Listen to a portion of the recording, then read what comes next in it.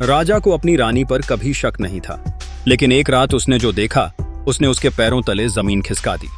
हर रात रानी चुपचाप महल से बाहर निकलती थी, न कोई दासी न कोई रक्षक।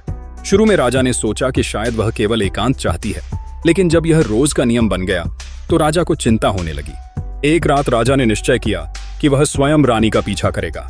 वह अंधेरी रात थी, हवाओं में सन्नाटा पसरा हुआ था।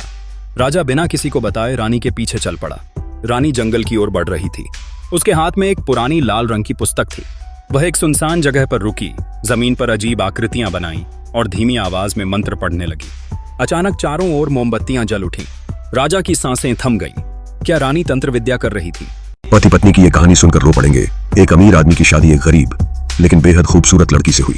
लड़की की सुंदरता तो अनमोल थी, पर वह हमेशा यह सोचकर परेशान रहती कि उसके पास धन नहीं है और शायद इस वजह से उसका पति एक दिन उसे छोड़ देगा। एक दिन हल्के फुल्के मूड में पत्नी ने पति से मजाक में पूछा, अगर किसी वजह से मैं बदसूरत हो जाऊं तो क्या तुम मुझे छोड़ दोगे? पति ने मुस्कुराते हुए जवाब दिया, मैं तुमसे तुम्हारी सुंदरता के लिए नहीं, तुम्हारी अच्छाई और तुम्हारे दिल के लिए प्यार करता हूँ। समय बीतता गया। दोनों का जीवन प्यार और विश्वास के सहारे चल रहा था, लेकिन एक दिन पत्नी को एक दुर्लभ बीमारी ने घेर लिया। इस बीमारी ने धीरे धीरे उसके चेहरे की सुंदरता छीन ली। वह आईने में खुद को देखकर रोने लगती। उसका आत्मविश्वास टूटने लगा, मगर पति हर बार उससे प्यार से गले लगाकर कहता, मेरी आंखों से खुद को देखो, तुम्हारी खूबसूरती आज भी वैसी ही है जैसी पहली बार थी।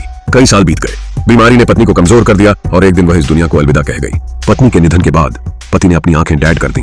जब लोगों ने उससे इसका कारण पूछा तो उसने कहा, मेरी आंखें अब किसी और को वही खूबसूरती दिखाएंगी जो मैंने अपनी पूरी जिंदगी अपनी पत्नी में देखी। एक छोटे से शहर के बीच राधा अपनी ननद काव्या के साथ रहती थी। काव्या कॉलेज में पढ़ती थी और राधा घर का काम संभालती थी। एक दिन भारी बारिश के दौरान काव्या अपनी दो सहेलियों को घर ले आई। सबके कपड़े और जूते बारिश से भीग चुके थे। दरवाजे पर काव्या ने कहा, अंदर आ जाओ, लेकिन जूते यहीं छोड़ दो, भाभी फर्श साफ कर देगी। फिर उसने राधा को बुलाया, भाभी जरा फर्श साफ कर देना। राधा ने चुपचाप फर्श साफ किया। थोड़ी देर बाद ही काव्या ने फिर कहा, भाभी चाय बना दो, ठंड लग रही है। राधा ने चाय बनाकर दी। फिर काव्या ने कहा, बारिश रुक नहीं रही, कुछ खाने को बना दो। राधा ने रसोई में जाकर समोसे और चटनी तैयार की। सबने समोसे खाए और मजे किए। फिर सहेलियां चली गईं। राधा बहुत थक गई थी। रात को सोते वक्त उसके मन में सवाल उठा कि क्या काव्या को मुझे धन्यवाद नहीं कहना चाहिए था। अगली सुबह राधा देर से उठी। काव्या कॉलेज के लिए तैयार थी। राधा ने पूछा, कितने बजे है? काव्या हंसी और बोली, 9 बज गए भाभी, मैंने आपको जगा नहीं। आप कल थक गई थी इसलिए मैंने नाश्ता भी बना दिया है, आप खा लीजिएगा। निष्कर्ष, अगर आप के अंदर रिश्तों की समझ और अपनी जिम्मेदारियां का एहसास हो तो कोई भी रिश्ता निभाया जा सकता है। प्रेम से बोलो राधे राधे। एक प्राचीन रियासत का, जहां राजा विक्रम सिंह का राज था। उनके महल में ऐशो आराम था, लेकिन एक अनसुलझा रहस्य भी। उनकी इकलौती बेटी राजकुमारी फूलमती एक अजीब बीमारी की चपेट में थी। दिन ब दिन वो कमजोर होती जा रही थी और कोई हकीम उसका इलाज नहीं कर पा रहा था। लेकिन सबसे डरावनी बात, जो भी रात को उसका पहरा देता वो सुबह मरा पाया जाता। न कोई निशान, न कोई सुराग, जस्ट डेथ। राजमहल में खौफ का माहौल था। सिपाही, नौकर, यहां तक कि बड़े बड़े योद्धा भी पहरा देने से डरने लगे। लोग कहते रात को कुछ काला जादू होता है। राजा ने ऐलान किया, जो मेरी बेटी को बचाएगा उसे आधा राज और उसकी शादी का वरदान दूंगा। लेकिन कोई आगे नहीं आया। डर ने सबको जकड़ लिया था। तभी गांव से एक नौजवान उदयवीर राजमहल पहुंचा।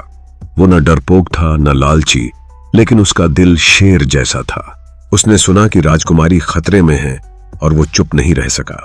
राजा के सामने उसने कहा, महाराज, मैं आज रात पहरा दूंगा।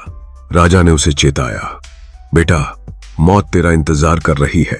उदयवीर मुस्कुराया, मौत से मैं नहीं डरता। रात गहराई। उदयवीर राजकुमारी के कमरे में तलवार लिए खड़ा था। चारों तरफ सन्नाटा, सिर्फ हवा की सनसनाहट। आधी रात को अचानक राजकुमारी के मुंह से एक फुफकार की आवाज आई। उदयवीर ने देखा, उसके मुंह से एक विशाल काला सांप निकला।